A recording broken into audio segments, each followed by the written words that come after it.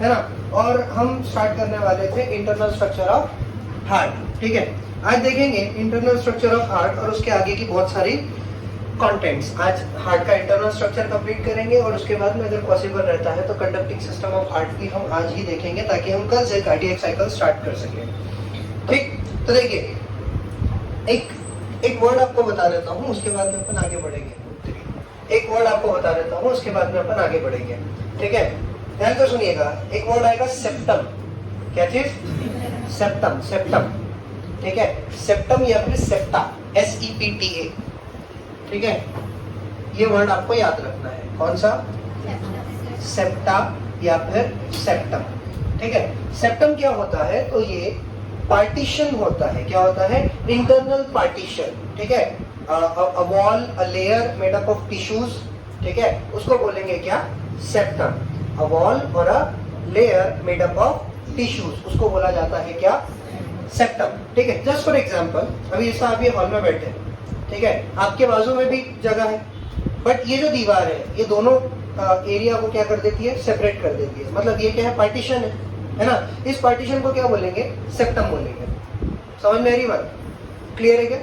ठीक है। और क्योंकि ये हॉल के ये पूरे ये बोला जाए कि बिल्डिंग के अंदर का पार्ट है ना, तो ये इंटरनल पार्टीशन है। समझ रहे हो? इंटरनल पार्टीशन के लिए एक वर्ड यूज करते हैं क्या? सेप्टम, ठीक। तो सेप्टम क्या होता है? A wall, a layer, a partition made up of tissues, that simply is called as septum। समझ रहे हो? ठीक है। अब ये वर्ड जो है ये बार बार आएगा यहाँ पे, तो हम उसको और थोड़ा सा डिटेल में देखेंगे, ठीक है। ध्यान से समझिए। इंटरनली अगेन वही उसी पॉइंट से स्टार्ट करेंगे हम। The heart is made up of 4 chambers. The heart is made up of 4 chambers, ठीक है। The upper 2 are called as atria. आपको मालूम है, मैंने बोला था एट्रिया बेस में होता है, ब्रॉड वाले पार्ट के अंदर में। And the lower 2 are called as ventricles, ठीक है। The upper 2 are called as atria and the lower 2 are called as ventricles. Clear है? मैं फिर से रिपीट कर रहा हूँ। Internally the heart is divided into 4 chambers. The upper 2 present in the base are called as, the lower 2 present in the apex are called as. Clear? ठीक है। अब सुनिए मेरी बात। The atrias are separated by each other, ठीक है। There is a partition between atrias, समझ रहे हो? The partition between atrias is called as interatrial septum। क्या बोलते हैं उसको? Interatrial septum। देखिए the two auricles, हमने कल भी पढ़ा था, एट्रिया के लिए एक और वर्ड यूज करते हैं क्या? Auricle। So the two auricles of the two atrias are divided by interauricular या फिर interatrial septum। समझ रहे हो मेरी बात? क्या बोला मैंने? Interatrial septum. इंटर मतलब बीच में, एट्रिया मतलब दो ऑरिकल्स और दो एट्रियास के बीच का, और सेप्टम मैंने अभी आपको बताया है, सेप्टम का मतलब क्या होता है? पार्टीशन, ठीक है। तो दो एट्रियास के बीच का जो पार्टीशन है उसको बोला जाता है क्या? Interatrial septum. समझ रहे हो मेरी बात? ठीक है। इसी तरह दो वेंट्रिकल्स के बीच वाले पार्टीशन को आप क्या बोलोगे? Interventricular septum. क्लियर है बात? एट्रिया के बीच में इंटरएट्रियल, वेंट्रिकल्स के बीच में इंटरवेंट्रिकल, इंटरवेंट्रिकल या इंटरवेंट्रिकुलर सेप्टम। क्लियर है बात? अब एट्रिया और वेंट्रिकल के बीच की अगर आप बात करोगे तो इंटर एट्रियो वेंट्रिकुलर सेप्टम। समझ रहे हो? कब? अगर एट्रिया और वेंट्रिकल के बीच की बात कर रहे हो तो क्या आएगा? इंटर एट्रियो वेंट्रिकुलर सेप्टम, ठीक है। अब इसको एक घटिया एग्जांपल से बताता हूँ तुमको। ये हम सेकंड फ्लोर पे हैं, बराबर है? हम सेकंड फ्लोर पे, हमारे नीचे एक फ्लोर है, बराबर है? लेट अस कंसीडर कि इस फ्लोर पे जो हम है ये एट्रिया है, ये एक एट्रिया है। आप लेफ्ट एट्रिया में बैठे हो, इसके बाजू एक और रूम है, वो राइट एट्रिया है। समझ रहे हो? आप लेफ्ट एट्रिया में हो, वो राइट एट्रिया है, दोनों के बीच में एक पार्टीशन है। तो ये दीवार क्या हो गई? कौन सा? Inter atrial septum. समझ रहे हो? मान लीजिए ऐसा ही स्ट्रक्चर नीचे वाले फ्लोर पे है ना। नीचे वाले फ्लोर के लिए वहां पे जो हॉल होगा हम उसके लिए वर्ड यूज करेंगे वेंट्रिकल, ठीक है। तो इसी के एग्जैक्टली नीचे क्या होगा? लेफ्ट वेंट्रिकल, और उस साइड में क्या होगा? राइट वेंट्रिकल, बराबर है? उसके बीच में भी क्या होगा? पार्टीशन। तो उसको क्या नाम देंगे? Interventricular septum. क्लियर है बात?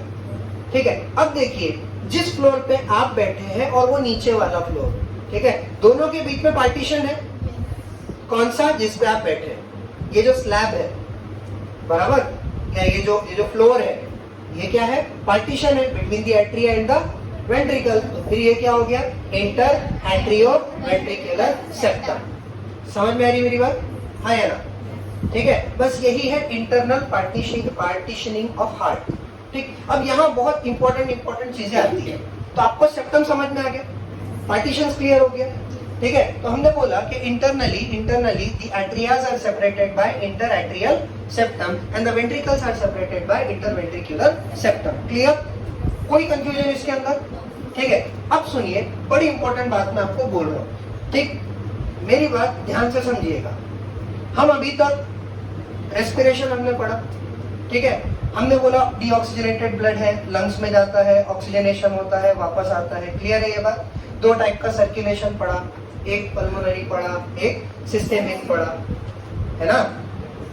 बट एक बात याद रखिए, जब तक आपकी बर्थ नहीं होती, ठीक है, यानी जब तक एक चाइल्ड मदर की वोम में होता है, बिफोर बर्थ आपके लंग्स काम नहीं करते। समझ रहे हो मेरी बात?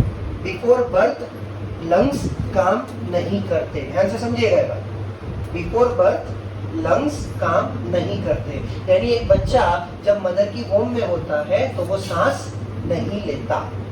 अगर सांस नहीं लेता तो इसका मतलब उसकी बॉडी में वो लंग्स वाला फंक्शन अभी हो रहा क्या, एयर ऑक्सीजन जो है, एयर जो है वो डीऑक्सीजनेटेड ब्लड उसके लंग्स में जा रहा क्या, लंग्स उसको प्यूरिफाई कर रहे क्या? नहीं, क्योंकि लंग्स में तो ऑक्सीजन है ही नहीं।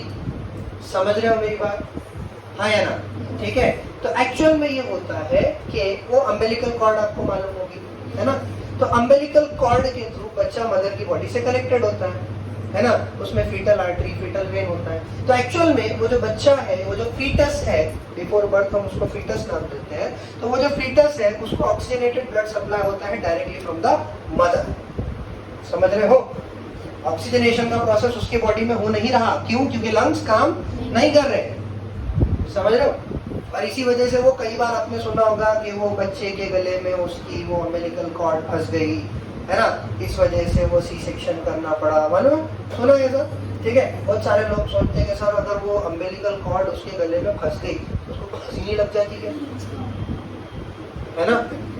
अरे अम्बिलिकल कॉर्ड फंस गई, डॉक्टर बोलता है कि बच्चे के गले में उसकी नाल फंस गई, ठीक है, और ये चिंता में आ जाते हैं कि उसकी नाल फंस गई तो उसको तो फांसी लग जाएगी, है ना, बर्थ से पहले ही सुसाइड। नहीं, ये दुनिया में जाना ही नहीं, बहुत टेंशन है भाई साहब ना, अपन इधर ही चल, इधर ही अपन कुछ कर लेंगे, नहीं इंतजाम कर लेंगे,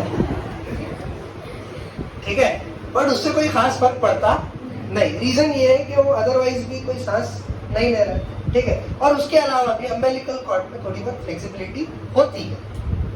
क्लियर है बात? ठीक, इस वजह से उसको फांसी नहीं लगती। हाँ, इस वजह से सी सेक्शन यूजुअली इसलिए किया जाता है क्योंकि अगर वो नाल के साथ में अगर निकालने की कोशिश की जाएगी, है ना, तब ये होगा कि बर्थ के समय हो सकता है कि ये जो नेक वाला पार्ट है बच्चे का, है ना, वहां पर जर्क आ सकता है, झटका लग सकता है, ठीक है, और वो इतना क्या बोला जाए कि इतना डेलिकेट है उस समय, इतना नाजुक है कि अगर थोड़ा सा भी जर्क और झटका वगैरह लग गया तो उसका स्पाइनल कॉर्ड डैमेज हो सकता है ना, और उसकी वजह से फिर वो लाइफ टाइम पैरालाइज हो सकता है, सेरेब्रल पाल्सी हो सकती है, अलग अलग टाइप की प्रॉब्लम्स हो सकती है। क्लियर है मेरी बात? चलिए ठीक है, वापस आते हैं अपने टॉपिक के ऊपर में, है ना। मैं आपको ये बता रहा था कि देखो, जब तक के बर्थ नहीं हो जाती, जब तक के ऑक्सीजनेशन का काम नहीं चल रहा, इसका मतलब बच्चे की बॉडी में ऑक्सीजनेटेड ब्लड कहाँ से आ रहा है? मदर से आ रहा है, और वो फिल्ट्रेशन सारा काम किधर हो रहा है? ऑक्सीजनेशन वगैरह का पूरा काम मदर की बॉडी में। ठीक है, तो एक बात जो मैं आपको बता रहा हूं उसको ध्यान रखिएगा कि फीटल स्टेज में, किस स्टेज में? फीटल स्टेज में। फीटल स्टेज बोलते हैं बर्थ से पहले, ठीक है। फीटल स्टेज के अंदर में आपको एक बात याद रखनी है कि बच्चा जो होता है, फीटस जो होता है, उसका ऑक्सीजनेटेड ब्लड एंड उसका डीऑक्सीजनेटेड ब्लड मिक्स होता है। यस, बच्चे का ऑक्सीजनेटेड एंड डीऑक्सीजनेटेड ब्लड क्या होता है? मिक्स होता है। क्लियर है? ये बाद में नहीं होता, ये बात याद रखिएगा, है ना। जैसे अभी हम हैं तो हमारी बॉडी में ऑक्सीजनेटेड और डीऑक्सीजनेटेड ब्लड मिक्स नहीं होता। अब अगर वो ऑक्सीजनेटेड और डीऑक्सीजनेटेड मिक्स होने लगे तो प्रॉब्लम हो जाएगी। उस केस में ये होगा कि आपकी बॉडी को प्योर ऑक्सीजनेटेड ब्लड मिलेगा, मतलब बॉडी उतनी एनर्जी नहीं बना पाएगी। समझ रहे हो? तो आपने एक कंडीशन सुनी होगी, बच्चे के दिल में छेद है ना, तो उस पर अपन बात करेंगे आगे। मेरी यहां तक मैं जो बोल रहा हूँ वो समझ में आ रहा क्या? ठीक है, तो एक्चुअल में छेद होता है, सबके दिल में छेद है और कोई ना कोई भेद है, ठीक है। बट छेद जो है वो बर्थ से पहले, ठीक है। मैं जिस छेद की बात कर रहा हूँ वो एक अलग होता है, ठीक है ना। वो जिसको हम बीमारी बोलते हैं ना, बच्चे के दिल में छेद वाला, उसको वो एक अलग कंडीशन है ना। वो वेंट्रिकल्स के अंदर में होता है ना। उसको क्या बोला जाता है कि वेंट्रिकुलर सेप्टल डिजीज ऐसे कुछ तो भी बोलते हैं। मैं समझाऊंगा तुमको आगे चल के, अभी इतना क्लियर है कि ये बताओ, ठीक है। तो मैं ये बोल रहा हूँ कि फीटल स्टेज में ऑक्सीजनेटेड और डीऑक्सीजनेटेड ब्लड क्या होता है? मिक्स होता है। क्यों? उसका रीजन मैं बता रहा हूँ, क्योंकि जो एट्रिया है, आपने बोला ना एट्रिया के बीच में पार्टीशन है, क्या नाम दिया उसको? Inter atrial septum. वहां पर फीटल स्टेज में एक छेद होता है, एक एपर्चर होता है, जिसको बोला जाता है फोरामेन ओवेल। क्या बोलते हैं? फोरामेन ओवेल, ठीक है। एनाटॉमिकल लैंग्वेज में फोरामेन का मतलब होता है एपर्चर, छेद। समझे? हाँ या ना? ठीक है। तो सबकी बॉडी में बिफोर बर्थ फीटल स्टेज में दो एट्रियास के बीच में जो सेप्टम है, जो पार्टीशन है, उसमें क्या होता है? छेद होता है। उसको बोला जाता है क्या? Foramen oval. क्या बोलते हैं? Foramen ovale. क्लियर है क्या बात? अब सर अगर दोनों एट्रियास के बीच में छेद है, तो हमने कल पढ़ा कि राइट एट्रिया में जमा होता है डीऑक्सीजनेटेड ब्लड और लेफ्ट एट्रिया में जमा होता है ऑक्सीजनेटेड ब्लड। तो क्या वो मिक्स नहीं होता होगा? तो हाँ, होता होगा। समझ रहे हो बात? क्लियर है? लेकिन ये कब की बात चल रही है? फीटल स्टेज, ठीक है। बर्थ के बाद, ठीक, कुछ मंथ्स के अंदर वो जो फोसा ओवालिस मैं आपको बोल रहा हूँ, सॉरी फोरामेन ओवेल जो मैं आपको बोल रहा हूँ, वो अपने आप भर जाता है, ठीक है। वो छेद क्या होता है? टिश्यूज के थ्रू अपने आप फिल हो जाता है, भर जाता है, ठीक है। बट देखिए, अगर कोई घाव भरता है तो उसके निशान रह जाते हैं, है ना, स्कार्स रह जाते हैं, ठीक। इसी तरह फोरामेन ओवेल के भर जाने के बाद में भी उसका एक स्कार रह जाता है, उसका एक निशान रह जाता है, और फिर उसी निशान को नाम दिया जाता है फोसा ओवालिस। क्या बोलते हैं? Fossa ovalis. It is the remnant of the scar of the बचा कुचा पार्ट ऑफ क्या? फोरामेन ओवेल, ठीक है। तो याद रखिएगा, फोरामेन ओवेल कब रहेगा? फीटल स्टेज में रहेगा। बर्थ के बाद में वो क्या हो जाता है? भर जाता है, ठीक है। बट ये वो छेद नहीं है जिसकी हम बात कर रहे हैं, ठीक है। वो जो बोलते हैं होल इन द हार्ट, ठीक, मोस्टली उसको जहां तक मेरे को याद है वेंट्रिकुलर सेप्टल डिजीज या ऐसा कुछ बोलते हैं उसको, ठीक। इसका मतलब वो जो छेद है वो एट्रिया में नहीं है, वो कहां पर होता है? वेंट्रिकल में होता है। तो बाय बर्थ, ध्यान से समझिए मेरी बात, बाय बर्थ, ठीक है, कुछ लोगों के वेंट्रिकल का जो सेप्टम है, इंटरवेंट्रिकुलर सेप्टम, ठीक है, उसमें क्या रहता है? एक एपर्चर रहता है, और उसको बोला जाता है होल इन द हार्ट। समझ रहे मेरी बात? हाँ या ना? ठीक है। तो अब उसके अलग अलग मेथड्स हैं। हो सकता है कि कुछ डॉक्टर्स ये भी बोले कि वो ऑटोमेटिकली भर जाएगा, ठीक है। तो किसी किसी केस में ये भी हो सकता है कि वो समय के साथ भर जाए, ठीक। या फिर उसको सर्जिकली क्या करते हैं? बंद करते हैं, सर्जरी करके उसको पूरा पैक किया जाता है, ठीक है। और इसकी कमाल की बात यह है कि आप कैसे पहचानेंगे कि किसी बच्चे के दिल में छेद है करके, है ना।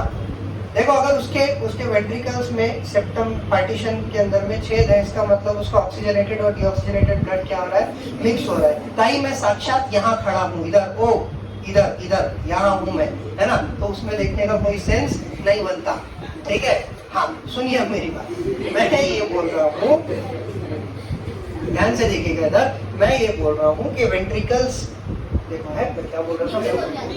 हाँ जी, हाँ, अगर ब्लड मिक्स हो जाता है मतलब उसकी बॉडी में उतना प्योर ऑक्सीजनेटेड ब्लड सप्लाई, तो सिंपल सी बात ये बोल दी जाए कि उसकी बॉडी में ऑक्सीजन की क्या होगी, डेफिशिएंसी। समझ रहे हो, ऑक्सीजन की डेफिशिएंसी होगी तो बॉडी उतना एनर्जी नहीं बना पाएगी। तो जब भी वो कोई हार्ड वर्क करेगा, कोई एक्सरसाइज करेगा, खेलेगा, कूदेगा, दौड़ेगा, भागेगा, तो वो थक जाएगा, है ना। ये भी हो सकता है कि वो फेड हो जाए, उसको चक्कर आ जाए। ठीक है, तो ये कुछ चीजें हैं जहां से एक अंदाजा लगाया जा सकता है, अगर पहले से मालूम ना हो तो की बात। ठीक है, पर आजकल तो बहुत सारी टेक्निक्स आ गई है, सोनोग्राफी वगैरह है, बहुत सारी चीजें हैं जिससे पहले ही मालूम रहता है। ठीक, बट अभी ये जो मैंने आपको बताया, ये अपने आसपास के अड़ोस पड़ोस के बच्चों में और अपने रिश्तेदारों में ढूंढने की कोशिश मत कीजिए। ठीक है, और एक्स्ट्रा का ज्ञान पेलने की जरूरत नहीं है ना। नहीं तो मालूम पड़ा कि आपके रिश्तेदारों में से एक आधा वो आसपास में एक बच्चा था और वो बच्चा थक जाता है, उसको पसीना आ जाता है, 2-4 लोग हमेशा जब खेलने जाता है तो 2-4 लोग उसको लेकर आते हैं। आप गए उसके घर पे और जाके बोलने लगा, जाइए चेक कराइए, उसके दिल में छेद है। अगर ये हरकत आपने करी तो आप उसके घर से छेद लेके निकलेंगे।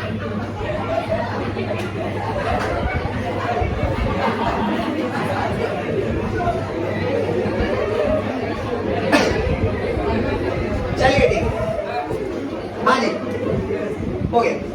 ठीक, यहाँ तक क्लियर है मेरी बात। ठीक, तो फिर एक बार थोड़ा सा शॉर्ट में रिवाइज कर लेते हैं, बहुत सारे पॉइंट पढ़ने के हैं। देखो, हार्ट में टोटल 4 चैम्बर है, ऊपर के एट्रिया, नीचे के ventricle. Internally atrias are separated by a septum called as inter atrial septum. ठीक है, फीटल स्टेज में इसी सेप्टम में क्या होता है, एपर्चर, जिसको बोला जाता है फोरामेन ओवल, जो बर्थ के बाद में क्या हो जाता है, भर जाता है, तो फिर उसके बचे कुछ पार्ट को बोला जाता है फोसा ओवालिस। यहाँ तक क्लियर है। तो फोसा ओवालिस आपको इंटर एट्रियल सेप्टम में देखने के लिए मिलेगा, जो कॉमन है, जो सब में होता है। ठीक है, फिर नीचे की तरफ में जब जाएंगे तो 2 वेंट्रिकल सेपरेटेड है बाय इंटरवेंट्रिकुलर सेप्टम। और इसमें मैंने बोला कि जेनेटिक कंडीशन में हो सकता है कि एक आधा एपर्चर रह जाए, तो उसको बोलते हैं वेंट्रिकुलर सेप्टल डिजीज। इतना क्लियर है क्या? यहां तक समझ में आ गई बात? ठीक है, अब थोड़ा और आगे बढ़ेंगे और ये देखिए, मैं सीधा हार्ट के स्ट्रक्चर पे जाके आपको वो सारी चीजें समझाता हूँ। सॉरी, हाँ,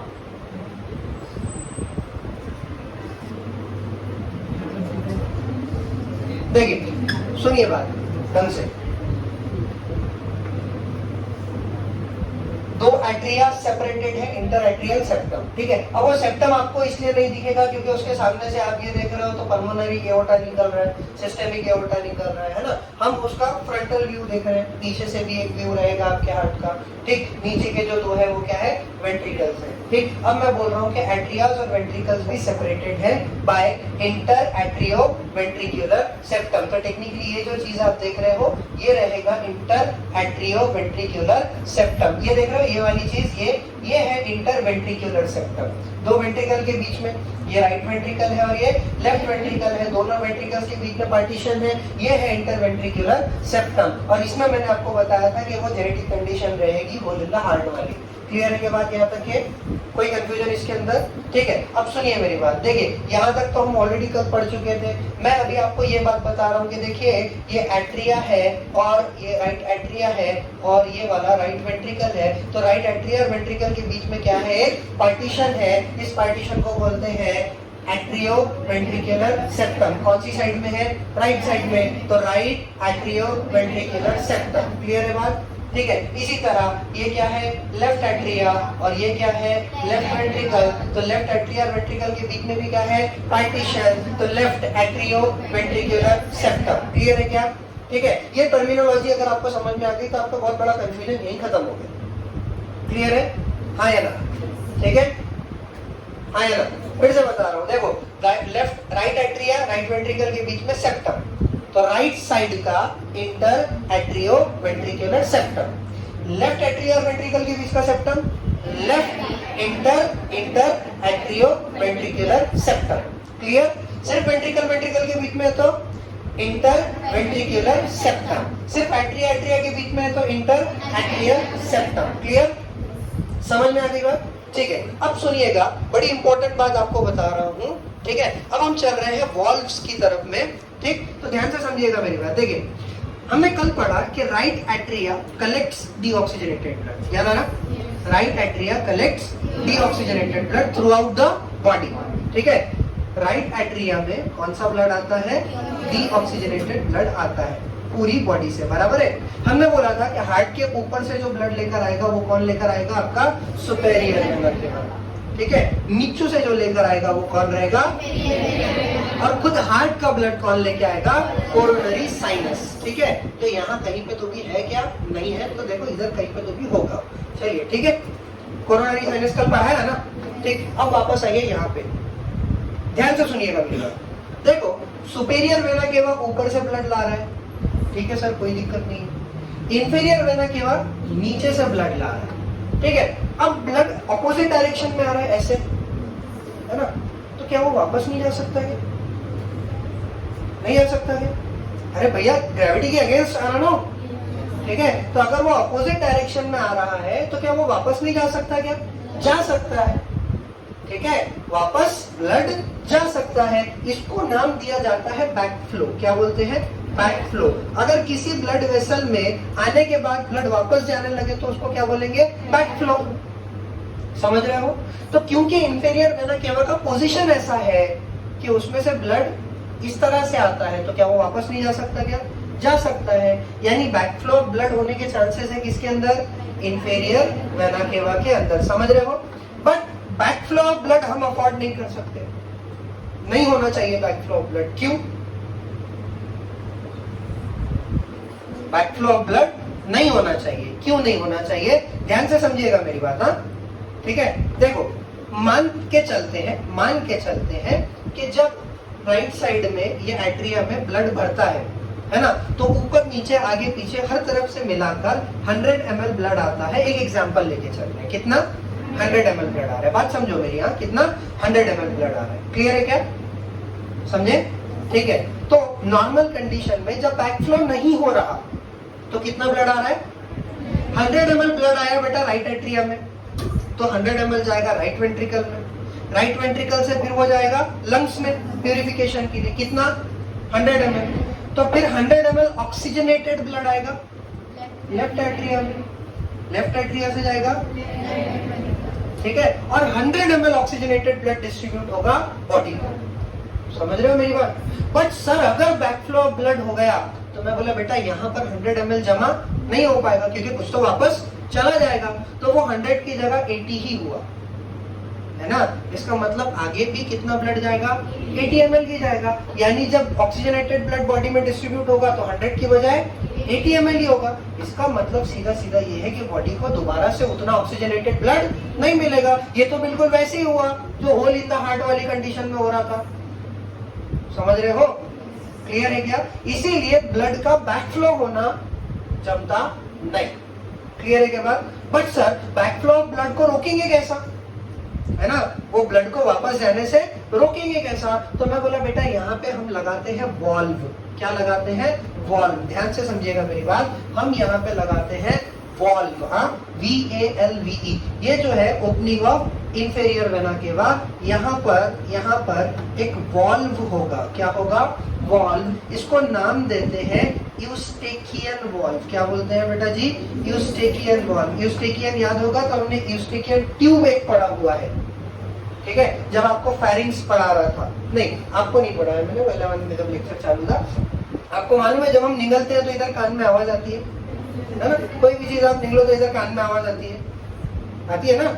ठीक है, करके देख लो, निकलो, ऐसे यहाँ पे आवाज आती है कुछ तो भी, ऐसे जैसे बंद हुआ कुछ तो भी, ठीक है। इसका मतलब ये है कि आपके कान, इंटर मिडल ईयर जो होता है वो और आपका फेरिंग्स जो है ये एक दूसरे से कनेक्टेड होते हैं, ठीक है। रीजन जब आप पढ़ेंगे तो आपको बाद में बता दूंगा, ठीक। और यही रीजन है कि बहुत सारे लोगों को जब ये थ्रोट इन्फेक्शन होता है तो उनके कान वान भी दर्द करने लगते हैं, ठीक है। बहुत सारे लोगों को अगर सर्दी जुकाम वगैरह हो जाए तो ठीक से सुनाई नहीं देता है, ठीक है ना। ये बहुत सारी चीजें, मतलब ये है सीधी सी बात कि आपका जो ईयर है, मिडल ईयर, वो आपके फेरिंग्स से, है ना, इससे कनेक्टेड होता है, ठीक। तो वो जो कनेक्शन वाला ट्यूब है ना उसको भी यूस्टेकियन ट्यूब बोलते हैं, ठीक। अब वो आ गया था इसलिए बता दिया, बट याद रखिए इस वॉल्व को क्या नाम देते हैं? Eustachian valve. वॉल्व की बड़ी खास बात होती है, वॉल्व्स की बड़ी खास बात होती है कि दे open only in one direction, open only in one direction, ठीक है, तो वॉल्व्स जो होते हैं, वॉल्व्स जो होते हैं वो यूनिडायरेक्शनल होते हैं। कैसे होते हैं? यूनिडायरेक्ट, एक ही डायरेक्शन में खुलते हैं। ठीक, अब कंसिडर कीजिए कि ये इंफीरियर वेना केवा, यहाँ से ब्लड आ रहा है, ठीक है, और इंफीरियर वेना केवा की ओपनिंग पे इस तरह से वॉल्व लगा हुआ है। ठीक, तो जब ब्लड आएगा तो वॉल्व क्या हो जाएगा? ओपन हो जाएगा, ठीक है, और ब्लड आने लगेगा कहाँ पे? आपके राइट एट्रियम। ठीक है, अब जैसे ही ये ब्लड वापस जाने की कोशिश करेगा, वॉल्व, समझ में आई बात? वॉल्व क्या हो जाएगा? क्लोज हो जाएगा। ब्लड आएगा, ओपन हो जाएगा, ब्लड जाने की कोशिश करेगा, क्लोज हो जाएगा। समझ रहे हो बात मेरी? ठीक है, क्यों? क्योंकि वो दूसरी डायरेक्शन में ओपन होता नहीं, तो ब्लड आ तो पाएगा लेकिन वापस नहीं जा पाएगा। समझ रहे हो? ब्लड आ तो जाएगा लेकिन वापस नहीं जा पाएगा। क्लियर है कि यहाँ तक के? कोई कंफ्यूजन है कि इसके अंदर? तो वॉल्व क्या करते हैं? यूनिडायरेक्शनल फ्लो ऑफर करते हैं। ठीक है, या ये बोला जाए कि वॉल्व क्या करते हैं? They prevent the back flow of blood, वो ब्लड को वापस नहीं जाने देते। समझे? तो एक वॉल्व आपने पढ़ा जो कहां पर है? राइट एट्रिया के अंदर में है। एक वॉल्व जो राइट एट्रिया के अंदर है। राइट एट्रिया में कहां पर है? The opening of inferior vena केवा। ठीक है, तो हम एक स्टेटमेंट लिखते हैं कि opening of inferior vena cava is guarded by, guarding मतलब कंट्रोल किया हुआ है उसको, है ना, गार्ड किया हुआ है, कवर किया हुआ है। The opening of inferior vena cava is guarded bye कौन सा वॉल्व? Eustachian valve. ठीक है, सिमिलरली आपको वो कोरोनरी साइनस याद होगा, है ना? कोरोनरी साइनस के साथ में भी सेम केस है, वहां से भी ब्लड का बैकफ्लो हो सकता है। क्या हो सकता है? ब्लड का बैकफ्लो हो सकता है। क्लियर है? सो द ओपनिंग ऑफ, ध्यान से समझिएगा बात, ओपनिंग ऑफ कोरोनरी साइनस, ठीक है, ओपनिंग ऑफ कोरोनरी साइनस, है ना? और हमने पढ़ा है कि कोरोनरी साइनस क्या होता है? जो खुद हार्ट का डीऑक्सीजनेटेड ब्लड लेकर आता है ना। हार्ट से जितनी भी कोरोनरी वेन्स हैं वो सब कंबाइन होकर कहाँ ओपन होती है? कोरोनरी साइनस में ओपन होती है। कोरोनरी साइनस कहाँ ओपन होता है? राइट एट्रिया में ओपन होता है। तो opening of coronary sinus is also guarded by a valve. This is called as Thebesian valve, Thebesian valve या वॉल्व ऑफ थीबेशियस। ठीक है, तो opening of coronary sinus is also guarded by a valve, और इसको क्या बोला जाता है? थीबेशियन वॉल्व। क्लियर हो गए? कितने वॉल्व हो गए फिर यहाँ पे? ठीक है, अब पहले ये देखो कि पूरे राइट एट्रियम में ओपनिंग्स कितनी है। एक इंफीरियर वेना केवा, एक सुपेरियर वेना केवा, एक कोरोनरी साइनस और एक एट्रिया और वेंट्रिकल के बीच में नहीं है क्या? है ना? तो टोटल कितनी ओपनिंग्स है? अगर वो नहीं होती तो फिर ब्लड राइट एट्रिया से निकल के राइट वेंट्रिकल में जा पाता क्या? इसका मतलब राइट एट्रिया और राइट वेंट्रिकल, वो जो आपने सेप्टम बोला, right inter atrio ventricular septum, वहां पर भी क्या है? एक ओपनिंग है। ठीक है, तभी तो ब्लड आपका राइट एट्रिया से राइट वेंट्रिकल में जा सकता है। तो एक ओपनिंग ये हो गई, फिर एक इंफीरियर वेना केवा हो गई, एक सुपेरियर वेना केवा हो गई और एक कोरोनरी साइनस हो गई। तो टोटल ओपनिंग्स कितनी हो गई? 1 2 3 और ये एक 4। क्लियर है? ये 4 में से 3 ओपनिंग्स पे वॉल्व्स है। कितनी? 3 में से 2 अभी आपको बता दिया, एक इंफीरियर वेना केवा, एक कोरोनरी साइनस, ठीक है, और एक वो जो इंटर एट्रियो वेंट्रिकुलर सेप्टम है। ठीक है, समझ रहे हो मेरी बात? The right inter atrio ventricular septum, atria और वेंट्रिकल के बीच का क्या है? Partition. The right inter atrio ventricular septum is also guarded by a valve, और इस वाले वॉल्व को बोलते हैं ट्राइकस्पिड वॉल्व। क्या बोलते हैं? Tricuspid valve. और ये अब बताइए टोटल कितने वॉल्व्स हो गए? हाँ जी, 3 वॉल्व्स हो गए, और तीनों के तीनों कहां पर है? राइट एट्रिया के अंदर। समझ रहे हो मेरी बात? कौन सा? यूस्टिकियन जो कहां पर है? इंफीरियर वेना केवा पे। क्लियर? दूसरा थीबेशियन, ये कहां पर है? कोरोनरी साइनस के ऊपर में है। तीसरा ट्राइकस्पिड, ये कहां पर है? Right inter atrio ventricular septum, ये राइट साइड का है, एट्रिया और वेंट्रिकल के बीच का है। तो right inter atrio ventricular septum. Clear हो गई ये बात? अरे यहाँ तक क्लियर है क्या? कोई कंफ्यूजन है क्या इसके अंदर? पक्का? कितने वॉल्व्स हो गए वो आपको समझ में आ गया। वॉल्व क्या काम करते हैं वो आपको क्लियर है। वॉल्व क्या करते हैं, दे प्रिवेंट द, क्या बोला था आपको, back flow, they prevent the back flow of blood. Clear? हाँ जी। अब सुनिए बात, सर ये इसने क्या गुनाह किया था, सुपेरियर वेना केवा, है ना, उसको क्यों भाई कोई गार्ड वार्ड नहीं है, कोई वॉल्व नहीं है वहां पे, क्यों क्यों नहीं? तो आप बोलोगे कि सर जनरली ब्लड ऊपर से नीचे आ रहा है तो फिर वो वापस जाता, ठीक है मान लिया, पर जब आप लेटे हैं तब, जब आप लेटे हैं तब क्या, तब नहीं जा सकता हो, है ना। और हमारी तो आदत है, हम चैन से बैठते तो नहीं, है ना, आड़ा टेढ़ा वैसा, उल्टा हो जाना कॉमन बात है हमारे लिए, कुछ नया नहीं है ना। अरे हाँ है ना, तो फिर क्या तब नहीं पॉसिबल है क्या? पॉसिबल है, ठीक है, बट ये जो इसका ओपनिंग है सुपेरियर वेना केवा का, ठीक है, वो ओपनिंग इस तरह से है कि यूजुअली वहां से बैकफ्लो ऑफ ब्लड नहीं होता। प्लस एक और चीज, वहां भले ही वॉल्व ना हो, ठीक है, लेकिन स्फिंक्टर होता है। क्या होता है? स्फिंक्टर, SPHINCTER, स्फिंक्टर, स्फिंक्टर, ठीक है। स्फिंक्टर एक तरह का आप ये मान लीजिए कि वो मसल्स होती है, ठीक है, जो उसको बंद और खोलने का काम करती है, ठीक है। तो वहां पे भले ही पर्टिकुलरली ऐसा वॉल्व ना हो, ढक्कन ना हो, ठीक है, बट वो ओपन और क्लोज होता है, वहां पर स्फिंक्टर होता है, वॉल्व नहीं होता बट स्फिंक्टर होता है। क्लियर है बात? यहां तक कोई कंफ्यूजन है क्या?